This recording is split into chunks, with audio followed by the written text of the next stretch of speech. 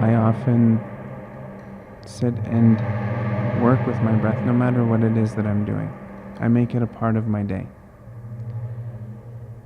And in that single act of incorporating my breathing into my day, I am developing a relationship with the sensation of breath in such a way that it becomes second nature. We become used to each other. I become used to the language that my breathing speaks.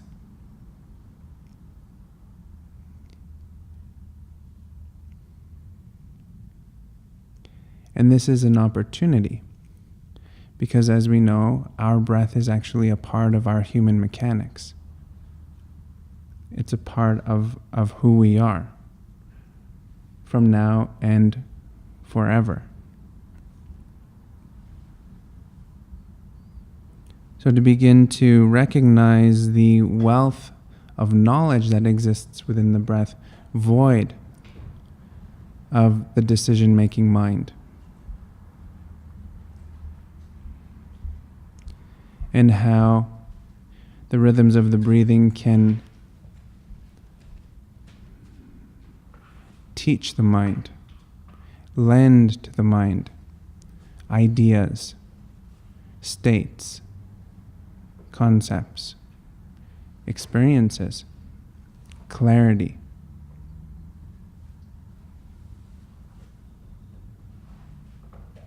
And within that simple act of inhale and exhale, we begin to self-soothe. And self-soothing is an incredible leap forward within your personal development. It enables you to stay in connection, in communication with this authentic experience of who you are, the self, in this right now moment.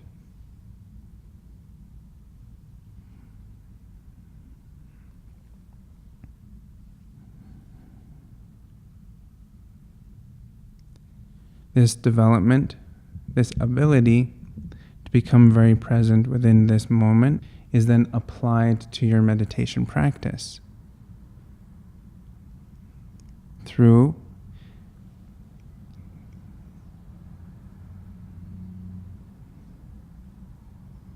the elation and interest which it builds. And it does do that in its own way, different from thought, from emotion, from body comfort and relaxation. It is interesting on its own. And the development of the ability to connect to its elation enables you to see this present moment with your eyes closed or open, void of any other input. And I say that knowing that you will probably have a thought, and you may even have feelings as you're meditating. But what becomes the hub or the center of the meditative moment which is occurring is actually framed by your breathing, which gives an incredible amount of insight to the self-inquiry components of our meditative experience.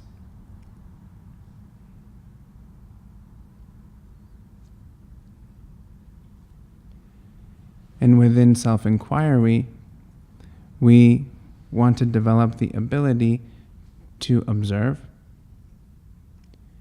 And the ability to observe is enabled through the action of letting go.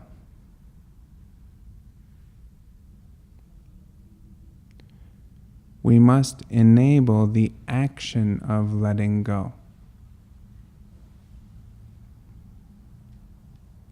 So that then the breath can assist in the moving through of thought. Because the breathing, which is pumped by your lungs, is that of a subtle, energy. And when I say energy, I mean something which is moving.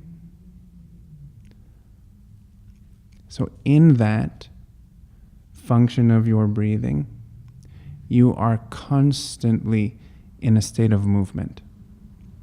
Just like the river. Inhale, exhale. Inhale, exhale. Thought comes in, a thought goes out. A thought comes in, a thought goes out. And we allow ourselves to go into a trance-like state. Just like as you would sitting on the banks of a river and watching the ripples of the water go by. And often we attempt to see just one ripple as it goes by. And then we fix our focus so we can see the entire body of water moving. And we want our breathing to teach us how to do that within our meditation. Watch the body of water, which exists within the mind, move. An energy which is flowing, continuously flowing. And within that dynamic action, it produces stillness.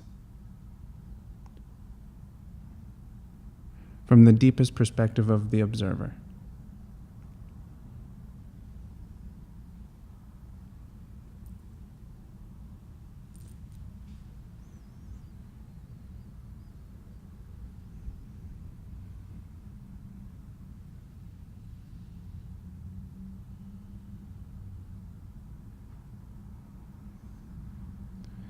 We must enable this ability,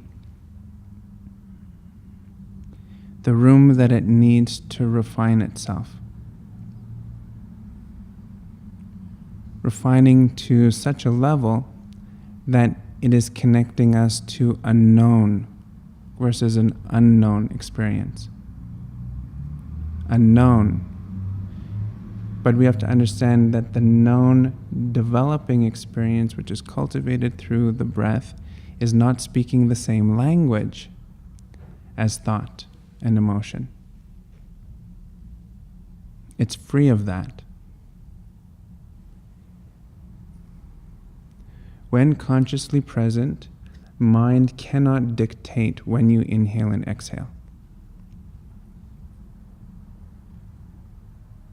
When consciously present, the breathing influences the mind and its thought. And I'd like you to explore it, to see if there's any truth to it. Starting now, as we're sitting in this room together. Notice the sensation that is developed within your inhale and exhale. Notice how much breath is needed to take in and needed to then be pressed out in order to maintain the equanimity of that sensation which you feel from the breath, meaning something that you can keep up with, a breathing rhythm that you can do.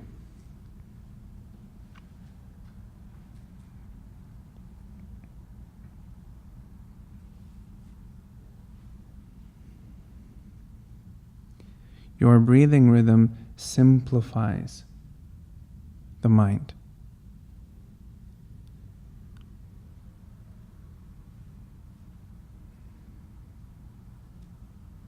Your breathing rhythm soothes anxiety and worry.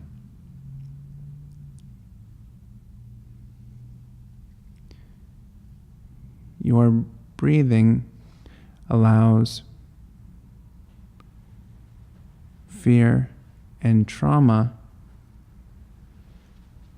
a place to move to and through.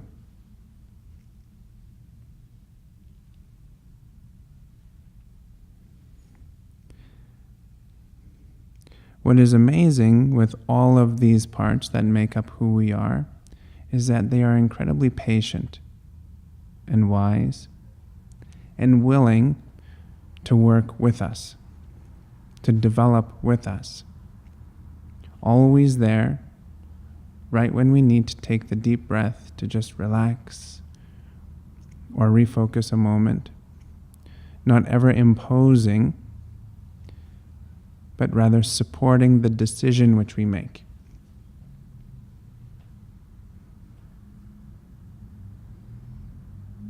So what I'm suggesting is that we allow our breathing rhythm within meditation to aid in our decisions that we make.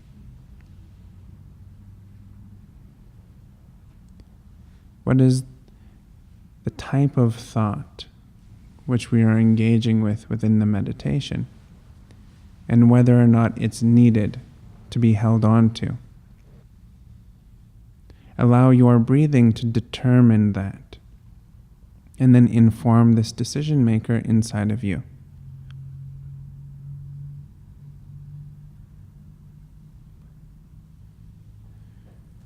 Which is directly communicating to your addictive personality.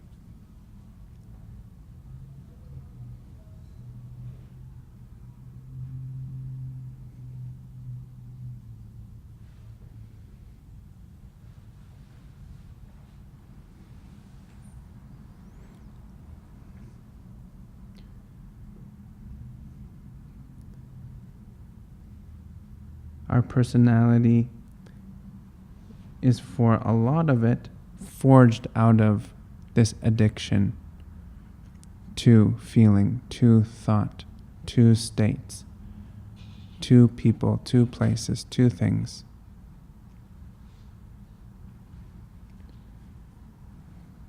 Which push us towards or pull us away.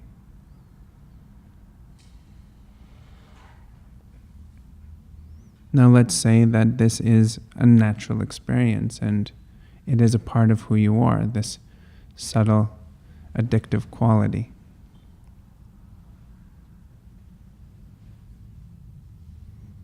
So that means we do not have to get rid of it.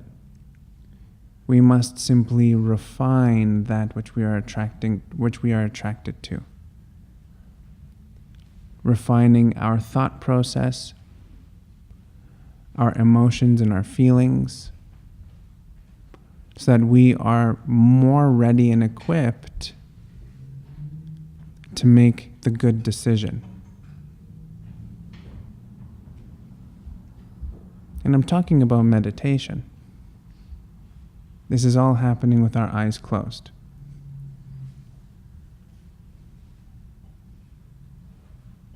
But really looking at it closely. This is svadhyaya, self-inquiry. Noticing why you want to move your body, why you want to get off your meditation cushion.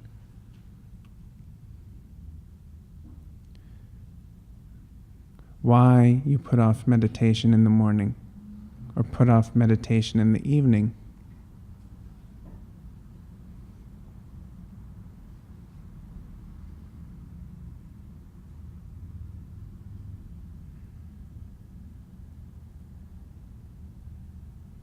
To become willing to get to know your breathing sensation on this level that I'm speaking of is an opportunity to liberate oneself from these holding patterns.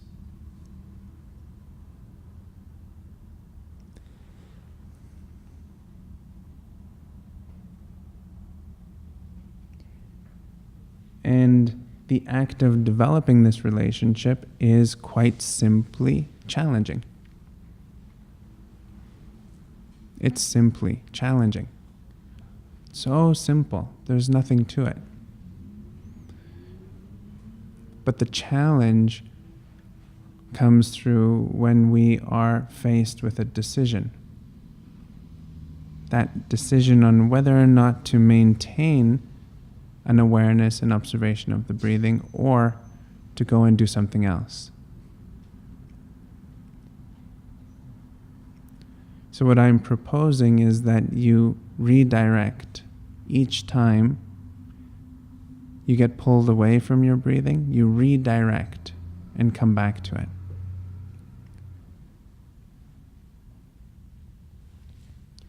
Funneling your breathing into the exact step that you're working on. Step meaning the particular aspect of your meditation practice, that which is surfacing, that which is the challenge for you in your meditation. Effortless challenge. That's really what it is. There's no effort there. It's effortless. But the challenge arises. So it becomes very, very easy.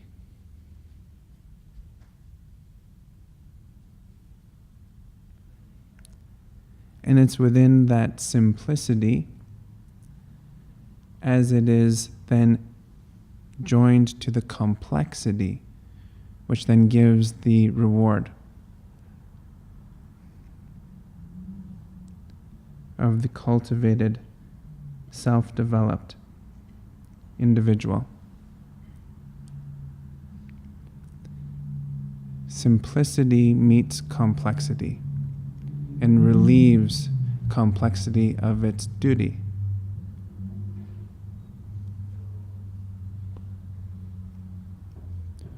Only so that complexity can find something else to show you. That's what we want.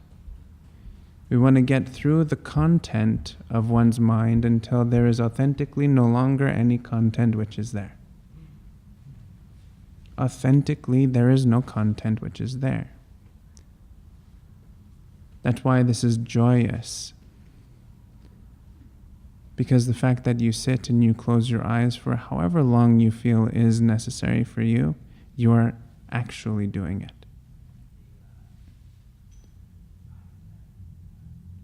The mind in its authentic quiet, its authentic stillness,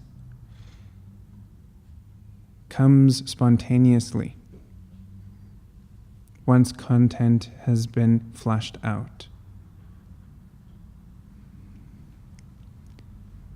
The speed within this spontaneity depends on the intensity of one's practice.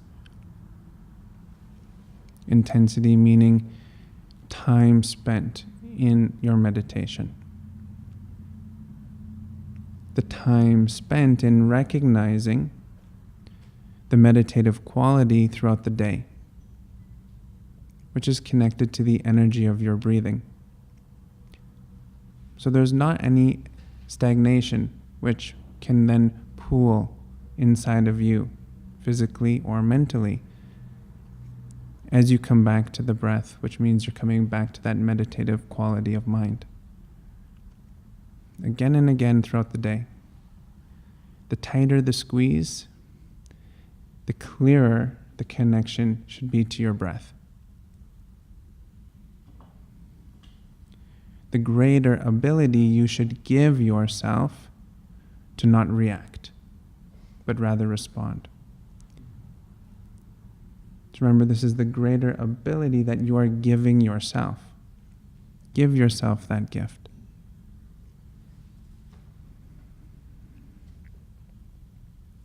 And do not settle for anything less than the absolute best.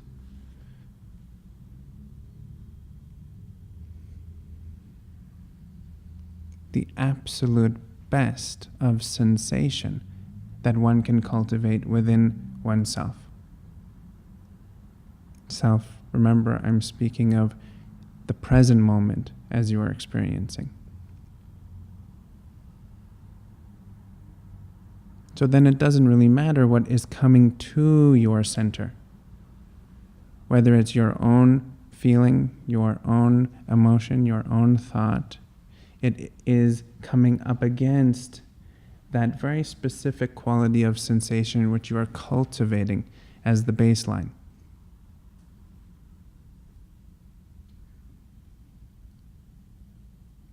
And that extends to your external environment. So now no longer can any one thing or groups of experiences influence you to the point of reaction. Because you're steady.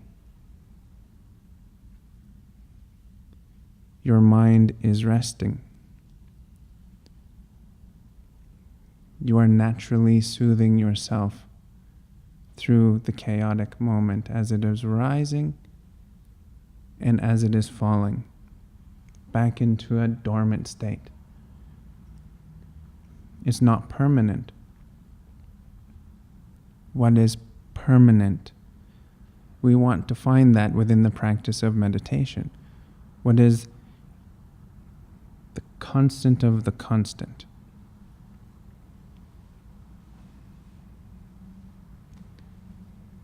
And the reality is that you touch on it now. When I say, can you connect to the constant of constant? And what is revealed to you is that. But then it's about the depth which exists within that constant. The clarity, ability to see, recognize.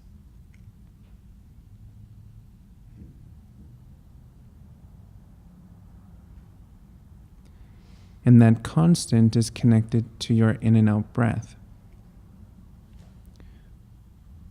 The reason why that is because the constant exists inside of you and exists outside of you.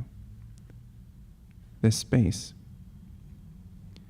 This exact space, which is connected to constant, is that very something which you breathe in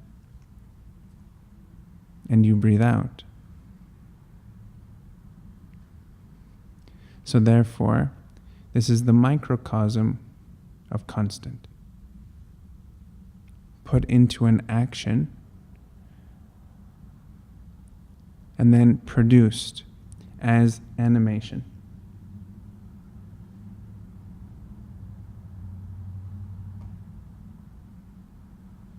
So all the body movement, all thought movement, all emotional movement, all feeling movement is connected to that constant. And this is an enabling factor, an enabling factor.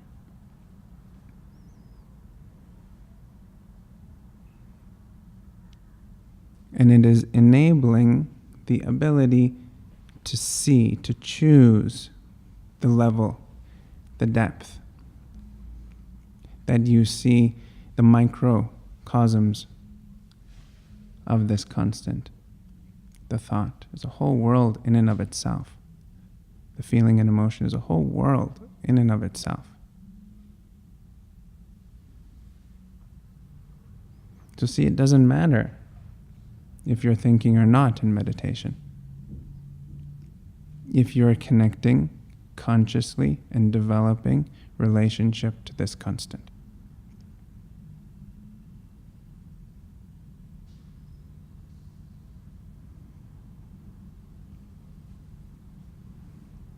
Any questions?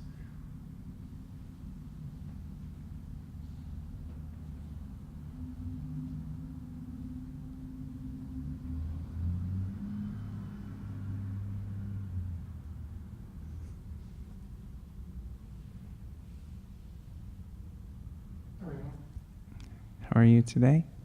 I'm really fantastic. Good. The sky was so beautiful today. Mm-hmm. Just filled me up. Mm-hmm. My cup runs over. Good. When one practices meditation, for myself, I'm speaking for myself, I go into peaks and valleys rhythmically. Does one accumulate, not boons, but do they accumulate the practice of meditation so they become stronger even though they go into a valley and then they go back up? And they go. That would be the question. Yes. And Mm-hmm. then the other question is, well, how does that work? The peak and the valley is the human experience. Mm-hmm. Mm-hmm. The ebb and the flow. Mm-hmm. Within the Taoist tradition, they say there's a time to be behind and a time to be ahead. There's a time to be up and there's a time to be down. Okay. Mm-hmm. And that's the nature of this constant we speak of? It's the nature of the constant, exactly. Okay. Mm-hmm. When you were doing the breath exercise moments ago, you said it has a different language. And that language is not like the language we have of thought or emotion or feeling.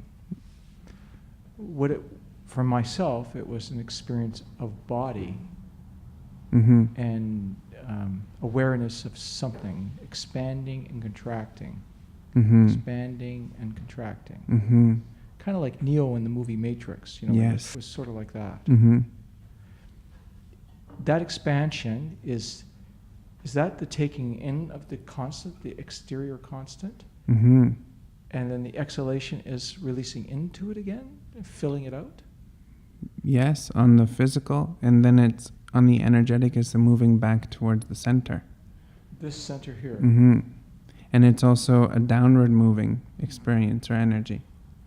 So it speaks directly to the peaks and the valleys that you were speaking of earlier. Mm-hmm. So on the inhale, you reach towards the peak. And on the exhale, you get an opportunity to rest into the valley. Mm-hmm. And that valley is the letting go. Mm-hmm. And that valley is letting go to the point of exploring death. Mm-hmm. Death. Death of a thought. Mm-hmm. Mm-hmm. Mm-hmm. Death of an emotion. Mm-hmm. And Death of who you are as a personality. Mm-hmm.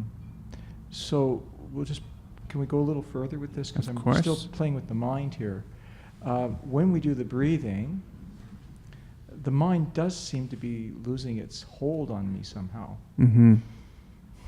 Yes. And it's gone. That's right. So the mind dissipates somehow. Mm-hmm. And all of a sudden, I crave to sit in meditation. Mm-hmm. It's a craving. Mm-hmm. First of all, I don't know who's craving to sit in meditation. I can't figure that out. But there's this sort of like, whew, I really want to sit, right? There's this like, whoa, I really want to sit. Oh, I really want to get there and sit down. Mm-hmm. And this attachment. Now, is that the mind's attachment to meditation? That's a very good question. Mm-hmm. Mm-hmm. And the answer is one which is dynamic. And it depends on the experiencer. And ultimately, now we're looking at the height of heights, ultimately, one must also let go of the technique of meditation. Because yes, in fact, we are enabled by meditation to experience states of consciousness and mind experience and freedom from emotion and bondage. But within the expert instruction and guidance of the meditation, we can also fall into the holding, grasping, needing Okay. meditation. Okay. So now, Sattva Yoga. Mm-hmm. Your beautiful Sattva Yoga.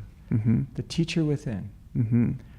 This process, when I discover this teacher within, my inner guru, shall we say, Yes, we should say. okay, will release me from these bondages Mm-hmm. that hold my mind fixed and scattered and attached and so on and so forth. Mm-hmm.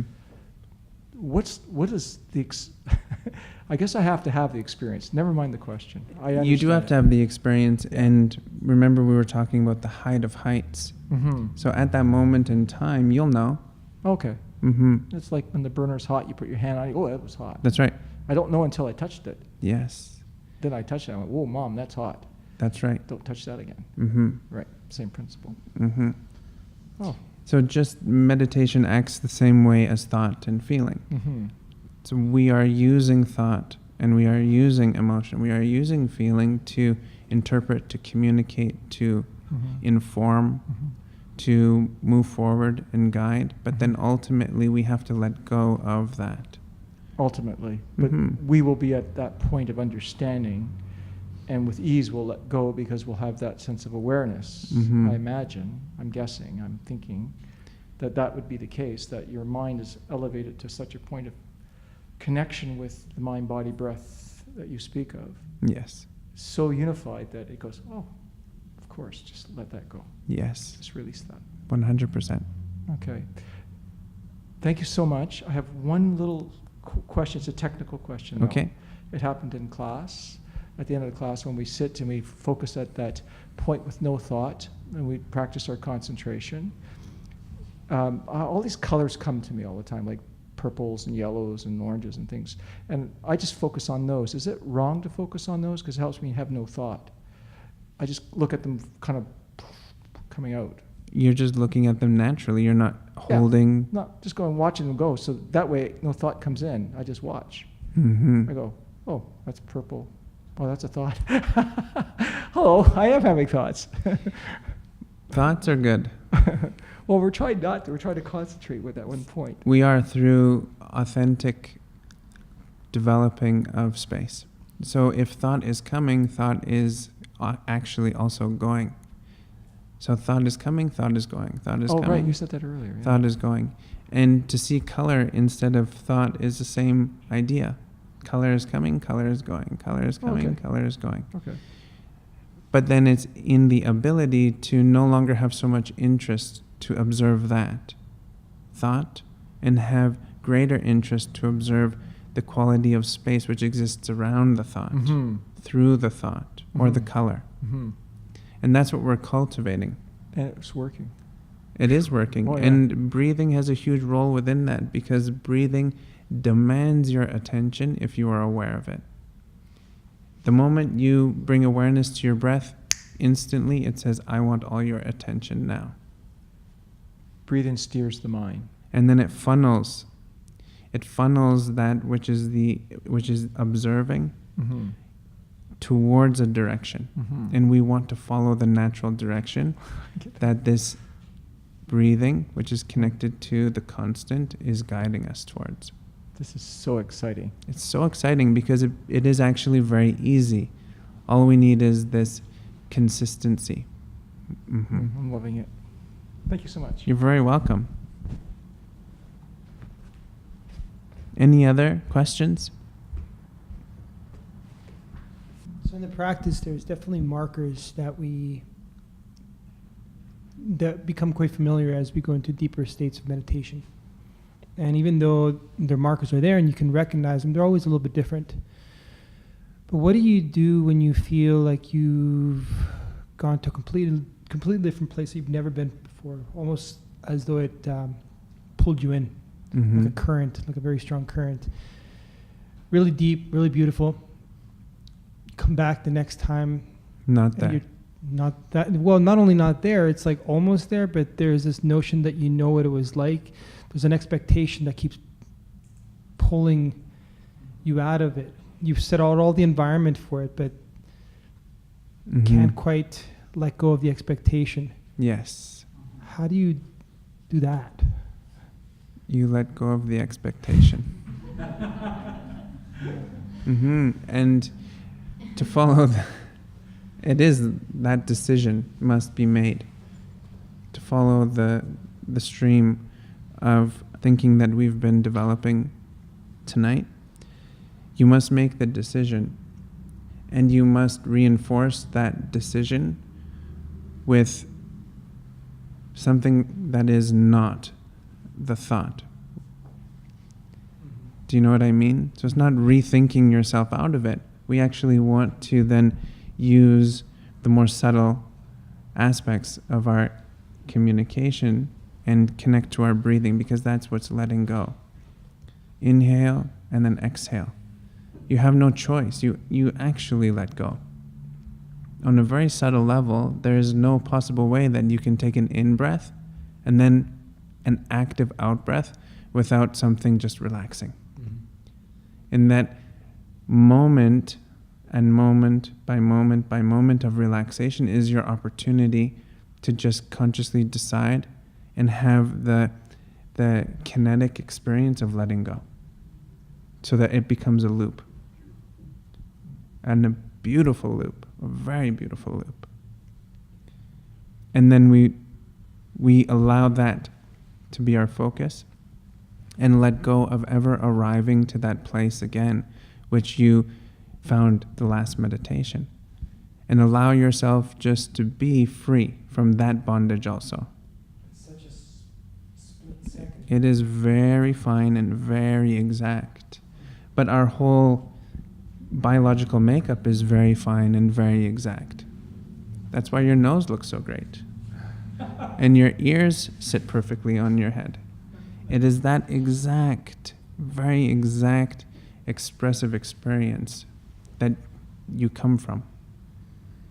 And then the second question, is there a relationship between pratyahara and the breath stopping? Pratyahara is the withdrawing of the senses to the point where there's no longer any external or even internal distraction.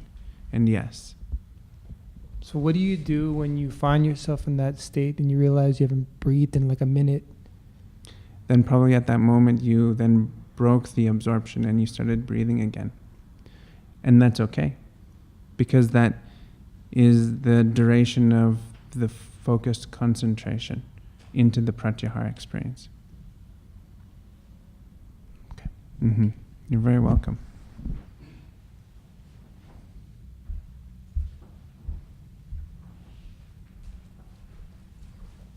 Hey, Hey. Rameen. How are you? Namaste, how are you? Very good. I think I've been coming here for like 6 months or so, and I've always tried to like see how I can apply what I gain from here to my life. Mm-hmm. And one thing that's been interesting is that I found like when I can quiet my thoughts and just be in a relaxed, calm state of mind, it can be really helpful in a lot of situations. Like, for example, something high stress or something where you have to perform like a sport or like doing surgery or something like that. It can be like very helpful, you know.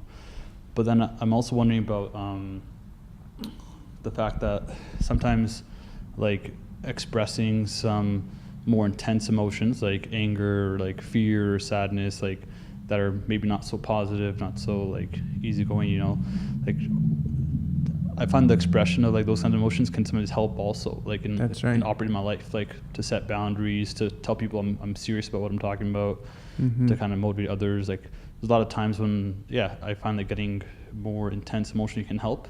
But like, how do you kind of operate in terms of like calmness versus emotionally intense? When emotion arises, something more fierce like anger, then ideally through self-awareness, we enable the ability to have clean anger, clean fear, clean sadness, clean emotion, meaning it's just expressed without too much of an attachment of a story that comes from the past as to why I am so mad. Do you know what I mean? Because everything that we've been given, everything that you have is actually yours and very, very specific for your development, for your growth, and for your experience. So to cultivate the ability to allow your whole self to be expressed until anger no longer is needed, until sadness is no longer needed, till frustration is no longer needed. And the no longer needed means that it just goes back into a rest state. There's earnestly no reason to get angry. If you're angry, there's an earnest reasoning why.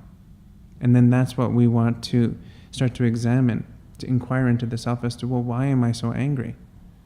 And if it's an obvious answer, and you asserted yourself, and you express the message, then it should dissipate quickly. But if it keeps lingering on, then you want to look at it more closely because it is affecting you. And you have to see if that's positive or negative. And if it's negative, then you have to ask the question, well, is that constructive? Why? Can I let it go? Yeah, what I kind of heard you say was sort of like when you want to express the emotion, like authentically go ahead. Yes. But there's no need to carry it after in a way that it may hurt you. Like you That's should, right. Yeah, learn to let it go if it is like clean, like you said. And if it is clean, then the person or the thing that you're expressing to should not also be so badly affected by it. Because it's clean. Does that make sense? No, it's interesting. It's interesting. Like when I get angry, sometimes I kind of like I have a tendency to label or like use a name for somebody or characterize, and yeah, I think that does create more kind of tension towards that person, towards myself, just by doing that. Mm-hmm. I don't know why I do that. And sometimes hurt. Mm-hmm. Yeah, it's fun.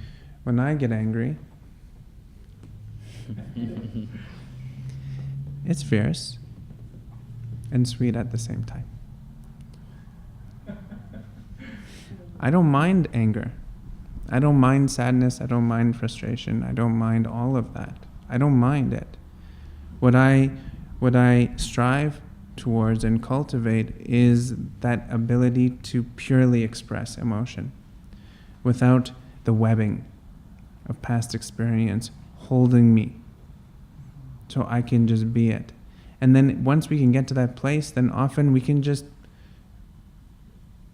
digest it ourselves.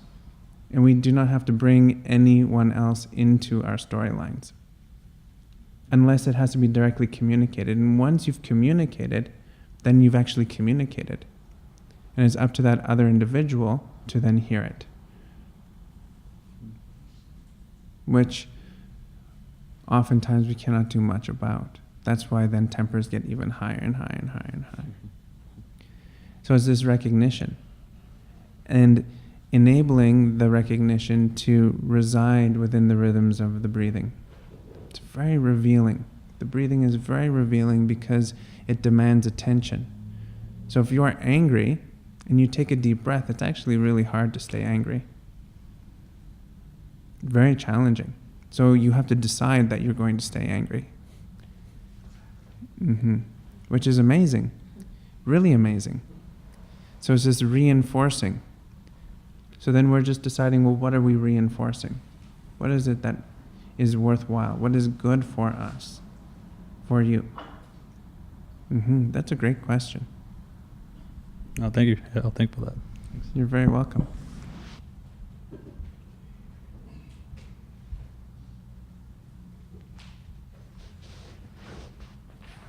Hello, Rameen. Hi. I'd like to expand on the breath, but the opposite, being breathless. So I have this fascination lately as part of my breathing practice to hold my breath. Part of it when I was young, I had asthma, and often I would be gasping for breath. And so being in claustrophobic places, it was really full of fear. And so recently I discovered, holding my breath and the sensation around it. And then I heard this one story, this one lady who drowned, and she said that, because people often associate, your last breath with the unknown.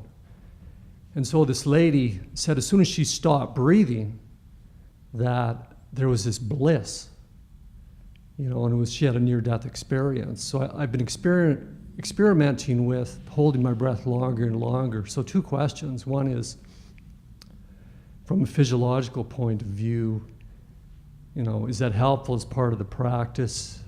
And number two, I guess from a deeper sense, the longer I hold my breath, and I think you alluded to it earlier, what happens? So from a physiological standpoint, depends how long you hold your breath for. Because too long is too long. Uncultivated breath retention, meaning increments of growing a retention over an extended period of time, could have negative implications on your nervous system. And we really want to look out for that.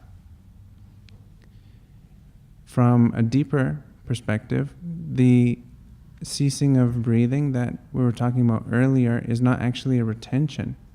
It's a natural slowing down and fading of the large movement of in and out breath, and a coming to a very subtle opening, actually, where the movement of the heart, so as long as you're still alive, and the yogi can go into a very, very deep dormant state, just like the little manduka, the little frogs and turtles and things like that go slow.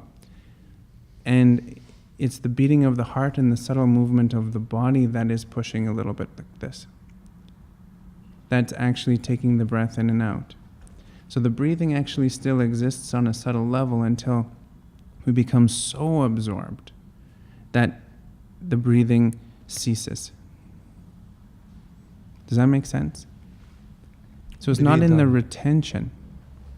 It's in the allowing the breath to become so subtle. So subtle. And you notice that when you're in meditation, that your breathing just becomes shallow when you go very deep. And it almost as though you can't detect the breath. And then often that's what brings you out is, my gosh, I'm not breathing.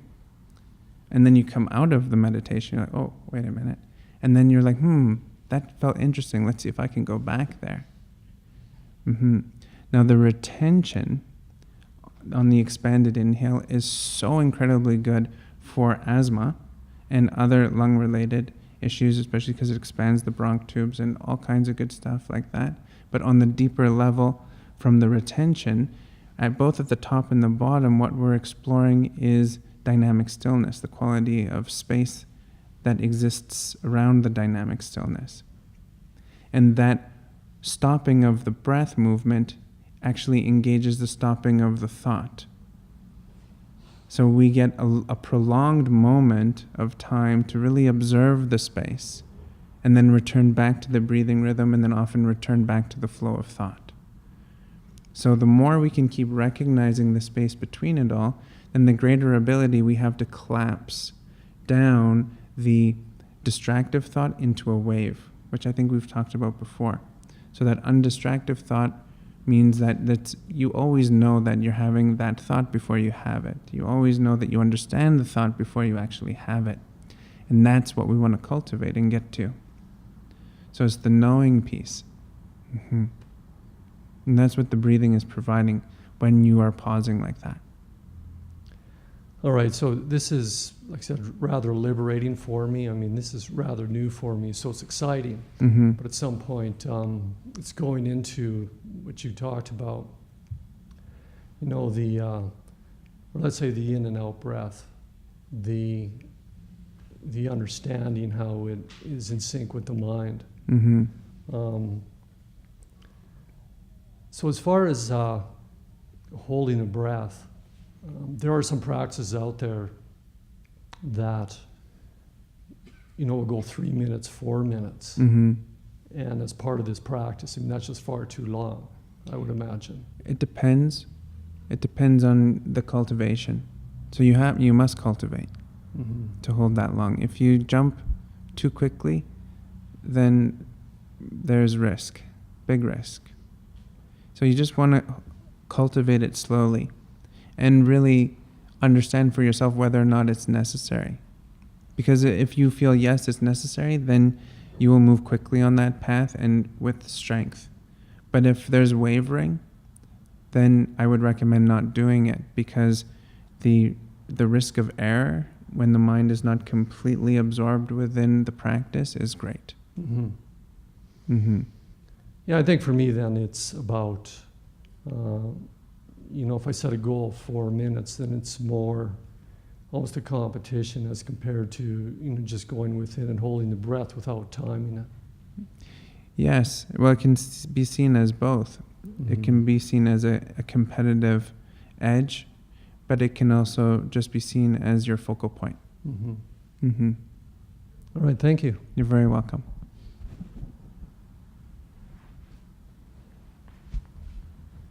Shall we sit?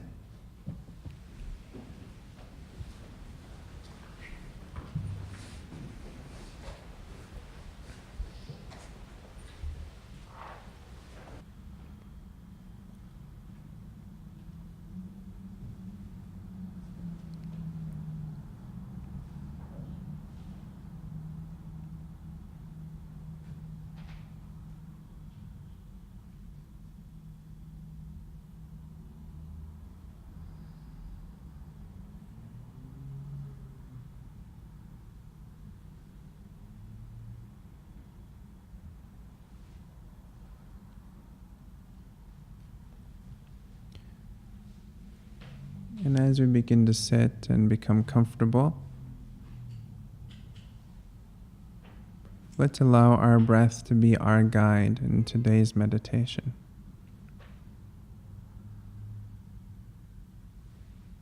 Just inhaling comfortably and exhaling comfortably.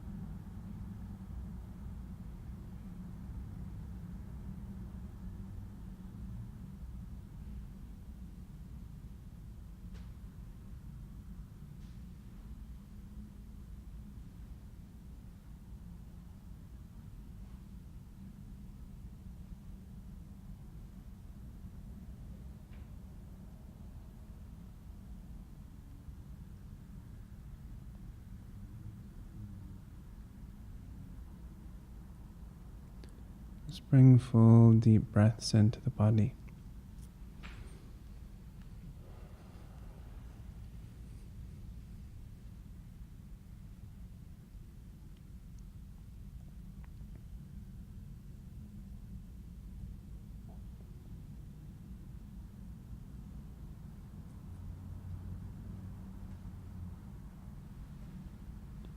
Keeping the eyes closed, bring your gaze into the space just there in front of you.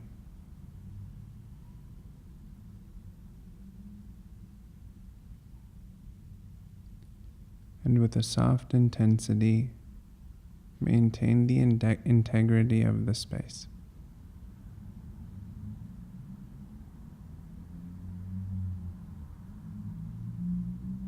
Allow that space to be uninterrupted. We must decide.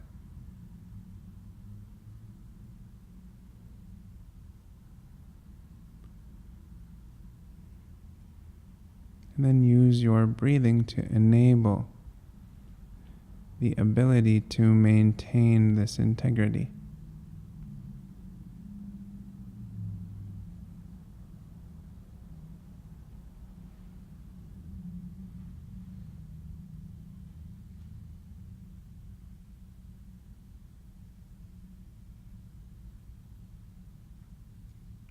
It is a felt sensation within the body.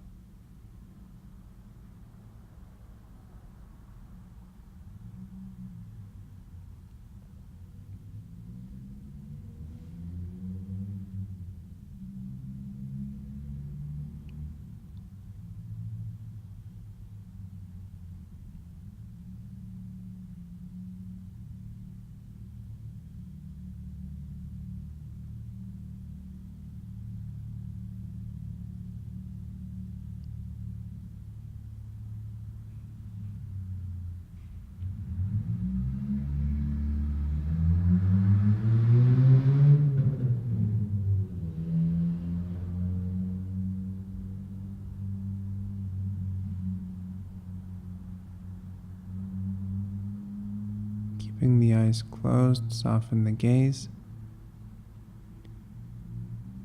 And now very gently, allow the eyes to open.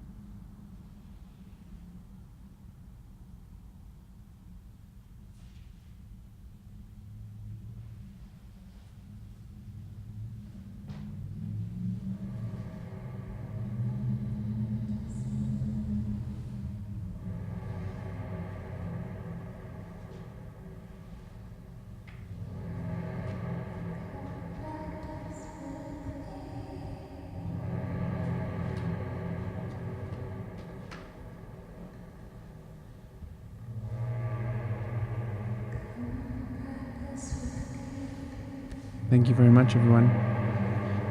Namaste.